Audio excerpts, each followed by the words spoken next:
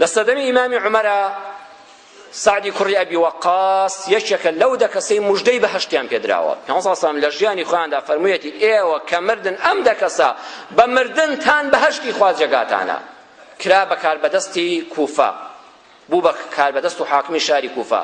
ڕۆژێ حەزەتی عومەر خەڵکی وا فێر کردبوو بە دزی کاربەدەستانەوە نامەی بۆ بنووسن. چێک لێی لە کاربەدەستی وەخت هەیە نامەیەکم بۆ بنووسێ، شکوای حاڵی خۆی بکە.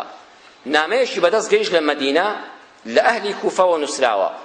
ئەم سعدی کوڕی ئەبی وەقاسە پیاوێکی خراپە، ئەی عومەر کە بۆ تۆ بۆ ئێمە ناردووە، تەنانەت نازانێت پێشنوێژیشمان بۆ بکە. ئەمە گومانی خراپی پێ برا. حەزەتی عومەر نابێ گومانی خراپ بەرێ، ئەبێ لیژنەی لێکۆڵینەوەدا بنێ. ئەگەر سعدی کوڕی ئەبی وەقاس خزمی پێغەمبەر صلی الله علیه و سلم و عەشەرەی مبەششەرەیە، بەڵام نابێ لێکۆڵینەوە لە کارەکانی نەکرێ، مادام هاوڵاتیەک دەنجی لەبەرز بۆتەوە. محەممەدی کوڕی مەسلەمەی نار پیاوێکی زۆر دیندار و بە ویژدان و خواناس، سەحابەیەکی زۆر گەورەیە. فەرمووی محەممەد لیژنەیەکی لێکۆڵینەوە بەرە لە مەدینەوە بڕۆ بۆ کوفە، بزانە ئەو خەڵکە بۆ هاواریانە لە دەستی ئەم کار بەدەستە. وتی قوربان سعدی کوڕی ئەبی وەقاس وەڵڵاهی شانی ئەوە نییە گومانی پێ ببرێ. فەرمووی نا، ئەبێت جوابی ئەو هاوڵاتیە بدرێتەوە. لیژنەکە هاتە شاری کوفە و لە مزگەوتی کوفەدا خەڵکیان کۆ کردەوە. وتیان ئەم سعدی کوڕی ئەبی وەقاسە پیاوێکی چۆنە؟ وتیان وەڵڵاهی حەتا بڵێ پیاوێکی چاکە، وەڵڵاهی خزمەتگوزارە، وەڵڵاهی دینارێکی ئەم میلەتەی نەخواردووە. هەموو شایدی حەقیان بۆ دا. چوونە مزگەوتی هۆزی عەبەس بە هەمان شێوە. فەرموویان ئەی چێ ئەم نامەی نووسیوە بە خزمەت خەلیفەی موسڵمانان؟ ئەم لیژنەیە لەوێەوە هاتووە. ئەزانی لە مەدینەوە بۆ کوفە بە پێ چەند دوورە؟ ئەو هەموو ماوە ڕێگایە. کابرایەک لە دوای مزگەوتەکە ئەستاوتی من ئەوە ڕێیم هەی خۆمە، من نووسیمە و بە تەنها لەم پیاوە ڕازی نیم.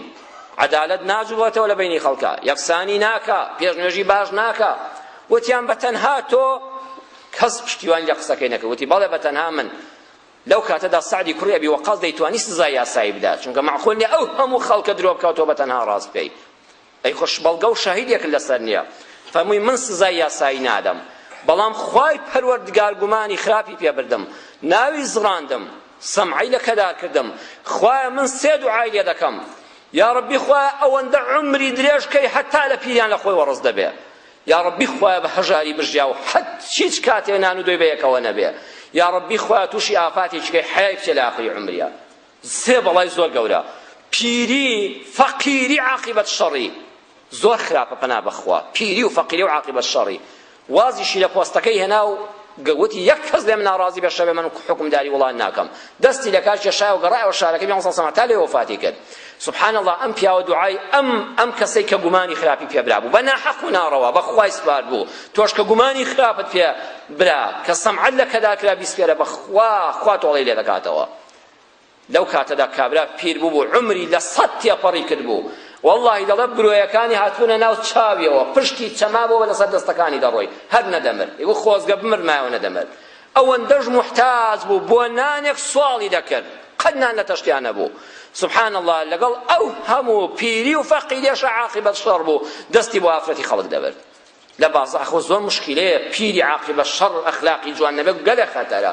تف باران دەکرا، ئافە شەقی تێ هەڵدەدا، لە ڕیشی سپی شەق هەڵدەدرا. ئەوە بۆ خۆشی دوایی دەڕۆی لەو لاوە دەیگوت بەخوا دەزانم چییە، بەخوا من بە ناحەق بوختانم بۆ سەعەت کرد، بەخوا وانە بوو هەر لە خۆ گومانی خراپم پێ برد و ڕقم لێ بوو، دوعاکانی هەر هەموو لێم گیرا بوو، بەڕێی سوایی سەرینە.